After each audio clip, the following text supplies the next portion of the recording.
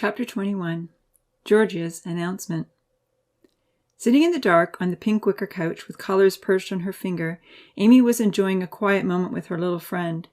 She had fed all the animals and birds on the hill, and Colors had once again tried to chase the others away. Now alone with her in the shadowy room, the happy bird flew up to Amy's shoulder and rubbed his head against her neck. He was completely affectionate, making soft chirping noises. "It's hard to share your best friends," Amy empathized sadly. "I understand, Colors. I know how you feel. You just want me all to yourself." Colors nibbled at her hair. With one finger, Amy stroked the downy feathers on the top of his head. "It's hard for you to believe that I can love you and Fredo and all the deer and—" At that moment, Amy's housemates came running up to the house noisily. Colors flew out of the window. "I have something to tell everyone," Georgia said, her voice bursting with happiness as she opened the door and rushed into the dim mansion. With plenty of giggling, Lily, Santa, and Dia followed her in. Looking up, Amy saw their dark outlines in the doorway and wondered what exciting news Georgia had to tell. All the girls gathered in the unlit living room, feeling their way over to sit on the big white, cozy rug. "So," Georgia began earnestly, "I've been doing a lot of thinking lately, and I've decided that of all the nice guys in paradise, I love Zahir the best." The other girls clapped and cheered. Amy felt paralyzed. "Wonderful!" Santa shouted, jumping up. Clapping her hands and stamping her feet, she announced, "You have your man." "Zahir might be rather serious," Georgia smiled, "but he's such a great friend, and he knows so much about music. I love composing songs with him." With a sudden dry mouth and pain in her chest, Amy was stunned. It wasn't like she hadn't noticed that Zahir and Georgia were spending lots of time together and saying "I love you" to each other. Things hadn't worked out for her with Damien, and now her old friend had been chosen by someone else. Suddenly, she realized Zahir was a very close second choice. "Any other new likes?" Santa asked. "Zahir now belongs to Georgia," she said firmly. "Is there anyone else ready to declare who they love?" "I'm sure Vanitha has a new like," Lily giggled. "But she's not here to say anything." With sympathy, the petite girl added, "It's too bad your claim didn't work out, Amy. I feel sorry for you." In the hazy darkness, Amy could see that everyone was looking at her. Standing up unhappily, she said, "Good night, everyone." As tears welled up in her eyes, she felt her way over to the stairs. Running up to her room, Amy closed the door and dove into bed. She piled her pillows up on her head and cried quietly. "It's not fair," she thought. "All my choices are gone. How can this happen so quickly?" Whether she liked it or not, Amy knew they had made a rule, and she had foolishly agreed to it. She knew that Santa, her best friend, was determined to make everyone abide by it. The full impact dawned on Amy. "Now I can't even talk to Zahir on his own," she thought, horrified, sitting up in her bed. She had been waiting for a private opportunity to ask if he was okay, and that opportunity had never come. Weeks had gone by, and Zahir had always been with someone else, or she had. "Oh, why did I agree to this?" she asked herself as tears poured down her face. "Now I can't tell Zahir I love him or give him a hug if he's sad." Flopping down again, Amy cried miserably. Losing a choice made that choice much more desirable. There was a knock on her door. It was a familiar 5-beat knock that always meant Santa wanted to talk. "Come in," Amy mumbled, wiping the tears from her face. Santa opened the door and slowly made her way over in the dark. "Are you okay?" she whispered, sitting down on her bed. "It sounds like you're crying." Amy looked up. It was hard to see Santa in the darkness, but she could make out a soft outline. "Are you upset that Georgia has claimed Zahir?" her friend asked anxiously. "I thought you loved Damien." Not knowing what to say, Amy sobbed. "I don't know who I love the best, but Zahir was always one of my special friends, and now he can't be." "That's true," Santa agreed compassionately. "But Amy, it's only fair that we each get to claim one guy, and then he belongs to us. You should go back to surfing and reclaim Damien before anyone else does." "But I'm not a surfer," Amy protested miserably. "And what's the use of claiming someone who would rather be with someone else? That didn't last more than a day." Santa rubbed her back kindly, but the tone of her voice was one of gentle rebuke. "If you tried harder and didn't give up so easily, Maybe Damien would still want to be with you. No, he's not a good choice for me, Amy sniffed decidedly. With a sigh, Santa struggled to find consoling words. Well then, maybe Georgia will change her mind, she said flatly, or maybe Zahir won't want to hang around with her. Maybe, Amy agreed, wiping her tears away. I just want to keep all my friends. I don't like this claim your man rule. I wish things could just stay the way they were. But it works for Nancy, Lily, and me, Santa reminded her. You and Damien were spending so much time together. What happened? Amy couldn't tell her friend about the near drowning, so she just said, I don't like surfing anymore or go-karting, and that's all that Damien does. But you've got to get back into it, Santa pleaded. I know you used to enjoy surfing and go-karting. Mistakes happen. We have to learn from them and do better, not give up. Two friends talked for a while longer, and then Santa gave Amy a big hug before she went back to her own room. Between the hug and the talk, Amy felt somewhat better.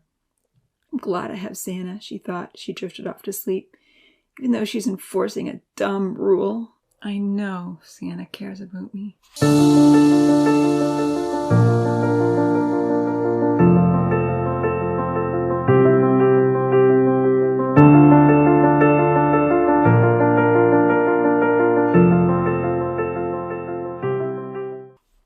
Chapter 22.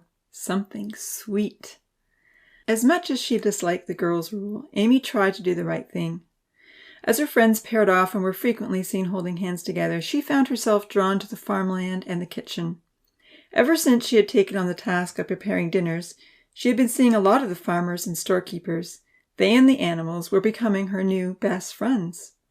Santa was generally out every afternoon in the vegetable garden once her surfing lesson was over.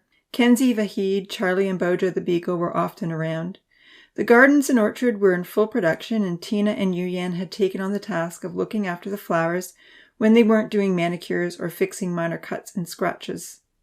Occasionally, Odin and Ponzi brought them piles of dirt in their carry carts, which the orchard girls were using to make new raised gardens in the center of their front yard. The Spider Heroes had recently decided that dirt was their favorite trading commodity. For every pile of soil that was delivered, they could each earn their daily meals. Lily tended to follow Ponzi around wherever he went, which meant that she spent a lot of her time in the North Forest near the train tracks. Occasionally, Amy heard her slip out of the house in the middle of the night. Often, Lily was very tired in the morning. Damien was always hanging out with the Beach Boys or Venitha. Venitha and Santa were now surfing on the big waves and doing well. Damien was very proud of his new student and frequently boasted how quickly she was learning. He continued to pressure Amy to come back to the lake, but his new budding relationship left Amy feeling a deep sadness, a measure of envy, and even some haughty anger. Had the handsome young surfer remained her most special friend, perhaps she may have been convinced to get back on the board. And sadly, the whoosh label that he often directed her way didn't encourage her to overcome her fears. It only convinced her that she never would. One day, after helping Dia carry some new, beautiful bolts of material to the mansion, Amy showed up later than usual to get the vegetables. She had a few samples of brightly colored cloth to show Santa, knowing her friend would love them. Charlie was picking tomatoes alone. "Where's Santa?" Amy asked. "Surfing," Charlie muttered. "Oh, she's having a long lesson." "Every day," Charlie remarked, sounding unenthusiastic. "It's her favorite thing to do now," he sighed. "It was fun to surf," Amy recalled wistfully, "even if it is rather dangerous." "I don't mind her having fun," Charlie tried to explain. "It's just, I think she'd rather be with Lima than with me." "Oh," Amy said in surprise, noticing the hurt look in his eyes. "She's never said that to me." Shaking his head, Charlie changed the subject. "Hey, I found something extra special for you and Nancy to use," he told her. "Follow me." Amy was curious. She followed Charlie toward the chicken shed. "I kept seeing bees going in and out from under the roof," Charlie explained. "But I've been stung a few times, so I didn't want to bother them." Cringing, Amy looked around, hoping there weren't any other bees looking for someone to sting. "Don't worry," Charlie laughed. "Bees never last long in paradise. After about a month, they die, and then new ones are sent in on the drain." "Really? Every month?" Amy questioned.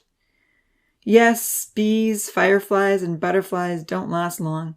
I find them dead in the gardens all the time. But the professor keeps making new ones. A batch of insects will come in soon, you'll see.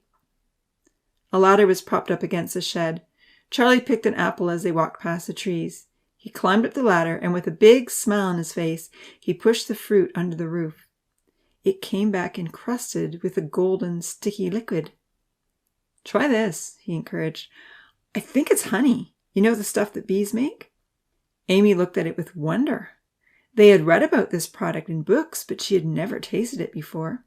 "Try it," he smiled. "It's so delicious." Amy bit into the coated apple, and her eyes opened wide with delight. She licked it. That is so amazing," she agreed. "Do you think you could bake something with this?" "Oh, yes," Amy replied. "I'll try something today." "Then we'll need something to put it in." "Vinitha's pots," Amy called out. "I'll go trade her for one." "Here, take these apples," Charlie offered, handing them to Amy as he pulled them off the tree. "I know Vinitha loves apples." Amy placed them in the long white shimmering shirt she was wearing, pulling the fabric around them like a bag. Thanking Charlie for the trade supplies, she ran to the creative shop.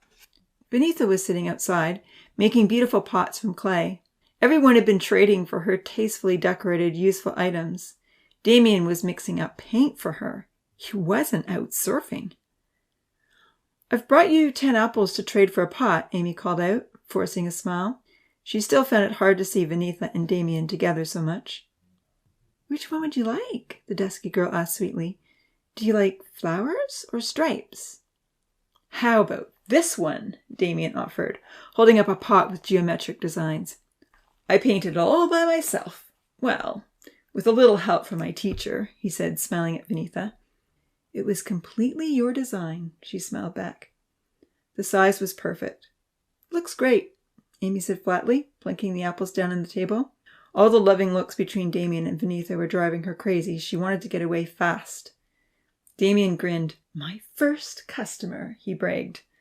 Amy accepted the pot, and without another word, she ran back to the farmland. It took quite a while for Charlie and Amy to get all the sticky chunks of white, waxy honeycomb out from under the roof. It was loaded with drippy amber syrup. Amy held up the pot while Charlie used a broken building board to scoop it out. About halfway through, Colors swooped down to investigate the operation. He pecked at the sticky syrup and instantly fell in love. Amy had to run to pick a big leaf out of the garden to cover the pot. Her brightly colored lorikeet squawked noisily. He was not happy to be shut out. All the salad supplies had been faithfully loaded into the carry cart before Santa had gone to her lesson. A few ripe zucchinis lay on top. The delicious honeycomb was very heavy, so Charlie put the pot in his own carry cart and went with Amy to take everything to the store. The lorikeet flew along, raucously protesting as he swooped over the honey jar, attempting to move the leaf. Uncle Louis met them just after they had wheeled past the gardens. "Try this!" they both called out at once. Amy held her bird while Uncle Louis sampled the syrup with his finger. "Oh, that is so delicious," he said. "Amazing to think that bees can make this from flowers." When they all reached the store, Nancy and Milan were quite excited to try out the new treat. They dipped various fruits and vegetables in the honey and found that just about everything tasted fabulous covered in the sticky substance. "I need to get the bread ready for dinner," Nancy said, excusing herself. "Why don't we try some honey in your bread?" Amy suggested, her blue eyes sparkling with delight. She followed Nancy into the kitchen. "Sure," Nancy smiled, pinching off a large section of the raised dough and giving it to her. Amy rolled the dough flat and brushed it liberally with honey. Then she rolled it up, cut several bun-sized slices, and put them on a pan to rise. When she put the pan into the oven to bake, the aroma drove them all crazy. When it came out of the oven, golden, delicious, and sticky, it was hard for them to wait for it to cool down. Finally, Amy tried to get one out of the pan and discovered it was stuck. Leaving some of the bottom crust behind, she picked up one bun and divided it up. She, Nancy, and Milan all tried a piece. Their eyes lit up. "This is the best thing I've ever tasted," Milan exclaimed. "Me too," Nancy agreed. "What should we call these?" "Honey buns," Amy suggested happily. Milan nodded, which meant he agreed. Rusty whined. He had been lying close by the sink where Milan allowed him to stay while they were preparing food. He looked up with his big, brown, pleading eyes. "Can I give him a piece?" Amy asked Milan, finding it hard to resist Rusty's eager expression. "Please don't," Milan replied as he mixed up eggs for broccoli quiche. "Rusty can hardly wait for regular bread. He might start stealing if he tastes honey buns." Amy looked over at the pleading dog.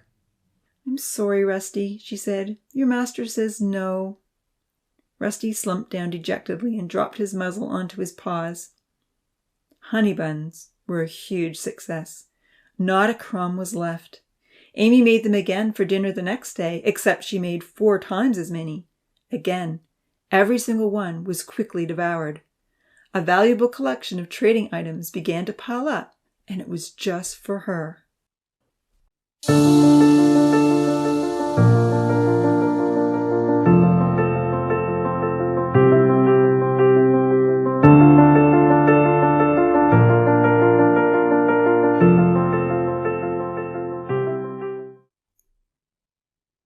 Chapter 24. Soaring. Almost everyone rushed off after dinner to race on Rose's Hill. As usual, the Tinies wanted to enjoy their evening before the sun went down. Odin and Ponzi reluctantly headed off with Uncle Louis for their weekly meeting. Once a week, Uncle Louis was also making time to talk to each of the Tinies. He didn't want anyone to be left out. Amy hoped her turn would come soon. Picking up the handles of her carry cart full of veggies and fruit scraps for the animals, Amy headed to the clearing with Charlie and Santa. She was delighted to have friends along. They were all on an exciting mission, hoping to see the Luna Moth or one of the butterflies. It had been weeks since the solar lights had been used. Amy found the switch and stomped on the large button to turn them on. Each little arch light along the copper wire lit up in the darkness. An instant glow brightened the whole hill and was visible all across Paradise. Laying a blanket on the ground, the young people made themselves comfortable.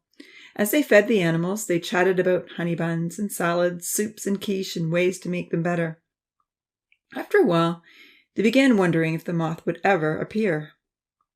"What will we do if it comes?" Santa questioned. "Just watch it." "I'd like to see how close we can get," Charlie said, pulling some fruit out of the cart. "Maybe it will be friendly." "Maybe."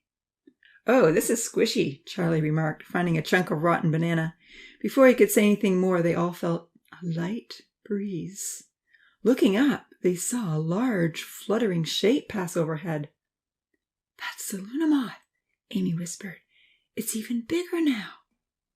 Within seconds, the huge insect descended on the lights. As it crawled along the copper wire that joined everything together, the Tinies marveled over its feathery antennae and long, tail-like back wings. "It's so pretty," Santa marveled quietly. "And gigantic," Charlie added. For a few minutes, they watched the moth in complete awe of its beauty and grand scale. Finally, Amy was ready for the next challenge. "Let's try to touch it," she whispered. "I want to feel its furry thorax. Is it soft or prickly?" "Okay," Charlie said with eager anticipation. "I'll distract it with some food." He smeared rotten banana on a piece of leaf. Very, very slowly, they crept across the grass. Completely fixated on the lights, not once did the moth look up or even seem to notice that they were coming closer. Amy approached from the back, and Charlie towards the head as he held out the bait. Santa came in from the side. Soon they were close enough to reach the wings. Still, the moth took no notice of the banana bait, but fluttered slightly and stayed on the wire. Amy carefully walked between its long back wing extensions. Her eyes were focused on the fluffy body and her hand was extended. Finally, she got close enough to touch its back. She was surprised how wiry the hairs were. She gently ran her hand over a section of wing. Gliding one way, the wings were as smooth as Color's feathers. Running back the other way, they felt rough. Santa crept forward and touched it from the side. Instantly, the moth drew its wings up together, and Amy was delighted to find herself trapped in between the soft surfaces. Still, the moth didn't abandon the lights. That was when the teens heard voices. Zahir and Georgia were coming up the hill. "Where's the switch?" Zahir asked. "Just by that tree," they heard Georgia reply. "It's too bad that the Beach Boys hate the lights. I think they are so pretty." "It sure is nice to have them on when we're walking home." They could hear Zahir and Georgia searching for the switch. With a flutter, the moth moved slightly forward and opened its wings again. Amy moved forward with it. She touched the hair on the thorax again, enthralled by the sensation. Overhearing the discussion about turning off the light, she looked up at Charlie anxiously. "Do you think the moth will fly away if the lights go off?" she whispered. "Should I tell them to leave it on?" Charlie asked softly. "Please," the girls begged. Charlie backed away slowly with the uneaten banana bait. Once he felt certain he was not going to startle the insect, he raced down the hill. Just as Charlie came into view, Zahir stomped down on the switch and the lights turned off. Startled out of its trance, the moth noticed Santa. Trying to fly away quickly, one of the large wings knocked Amy and she lost her balance. For a split second, she tottered. Reaching towards the moth's body to steady herself, she fell forward.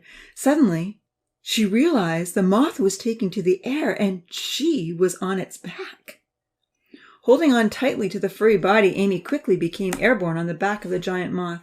The air rushed past her as the large, graceful wings beat rhythmically on either side. Around the lake they flew, and Amy kept pleading, "Don't land on the water. Please don't land on the water." She could well imagine the splash they might make, and she didn't want to swim all the way back to land, even if the lake was completely still at night. Thankfully, the moth didn't want to land on the water any more than she did. For the first few moments, Amy was fearful. But slowly, she began to enjoy the ride. She had always wanted to fly, and now she was. The air rushed past her, blowing back her long hair in billowing waves and sending all the ribbons on her old sundress dancing. Moonlight shimmered in the water below, and she could see a giant shadow advancing along with them. The ride was so smooth, so exhilarating, and so fast. "This is how colors feels to soar up above," she thought with delight. Looking around at the fabulous view of paradise, she realized, and this is what he sees. Up on the hill, Santa had raced after Charlie to find Zahir and Georgia. "Amy's riding the moth," she told them all breathlessly. "Really?" Charlie replied in disbelief. "No fair. I would do anything for a ride." Zahir ran to the clearing to have a look. In the moonlight, it was easy to see the moth swooping over the lake with Amy kneeling on its back. "Turn the lights on," Santa suggested. "Maybe it will fly back and we can all take turns." "But Zahir promised the Beach Boys that he'd turn them off," Georgia insisted. Santa placed her hands on her hips and replied sassily, "But did he tell anyone he wouldn't turn them back on?" Zahir ran to the switch and stamped on the button. Amy saw the lights flicker and hoped the moth would return to the hill, but it seemed to be losing altitude. While it turned towards the glow on Rainbow Hill, it was slowly drawing closer and closer to the ground. They flew over the orchard, skimming just above the trees, and then the moth headed for Cascading Mountain. Suddenly, they landed on the lower section of the rock cliff in a vertical position. It was very fortunate that the moth landed at the bottom of the cliff and not near the top, as Amy immediately slid off and fell in a heap on the ground. Once the moth felt the heavy weight slide off its back, it took to the air again, heading straight for the little lights twinkling above. Picking herself up, Amy saw that she was near Uncle Louie's cabin. She ran to his door and knocked hard, hoping to tell him all about her experience, but no one answered. "Maybe he's talking to the professor," she surmised. Lately, Uncle Louie had been spending much more time in the cave than ever before. Running towards Rainbow Hill, Amy met Uncle Louie on his way out of the valley. Excitedly, she launched into her tale of flying around paradise on the back of the Luna Moth. Uncle Louie was astounded. "You flew on a moth?" He could hardly believe it. "So that's why the lights are on?" he asked with a smile. "You are attracting the moth." "That's what we learned in school," she reminded him. "Yes, you did," he chuckled. "I'm glad you were listening. Well, let's go see if your flying friend will come back." With Amy leading the way, Uncle Louie slowly followed her up the hill, huffing and puffing. Taking his arm, she helped him along. By the time they reached the clearing, the moth had returned and was crawling on the copper wire. Many tinies had been drawn to the action. The Beach Boys were eager to join in. Charlie was carefully approaching the insect. "Charlie wants the next ride," Zahir whispered as Uncle Louie came close. It was a rather risky stunt, but Uncle Louie could appreciate the thrill of flying. Since Amy had survived, he felt assured that it couldn't be too dangerous. I wouldn't mind a ride myself, he said. Once Charlie had mounted the insect, he sat waiting for it to fly, but there was no reaction. I'll turn the lights off, Zahir offered, running towards the pathway. Zahir ran back down and flipped the switch. Sure enough, once the lights were off, Charlie and the moth flew up into the air and circled around. The other teens watched in astonishment, hoping they also would get a turn. When Charlie came back, Santa had a glorious ride, and then Zahir. Amy watched with the others as the pale green moth took Zahir up into the air and then soared down to the lake. However, this time the moth skimmed perilously close to the still water. The girls gasped, and Amy wrung her hands together nervously. Oh no, she said, Zahir can't swim. I think the moth is getting tired, Uncle Louis observed anxiously. They all watched with bated breath as the moth carried Zahir toward the shore. There was a collective sigh of relief when it landed on the beach. I think we should let it rest, Uncle Louis stated firmly. We've had a lot of fun for one night. On top of Rainbow Hill, everyone saw Zahir jump up and down with his hands in the air. He shouted, That was spectacular! Then he raced back up. That was the best ride ever, he cheered, reaching the hilltop. Weren't you scared when you almost landed in the water? Georgia asked. A little, Zahir admitted. But it was amazing to fly so fast and so smoothly. He turned to Uncle Louis and begged, Can we make flying machines? How do we make wings like that? With a laugh, Uncle Louis looked at Zahir affectionately. I'll look into it for you, he promised. I'll see if it's possible. Cheering merrily, Santa whirled around. Lima added his own dance moves. Damien outshone both of them with a few backward flips in the air. The others looked at one another in disbelief. Was it possible to make flying machines? Leaving the lights off, the teens went to bed, dreaming of the newfound thrill and hoping to experience it again the next night.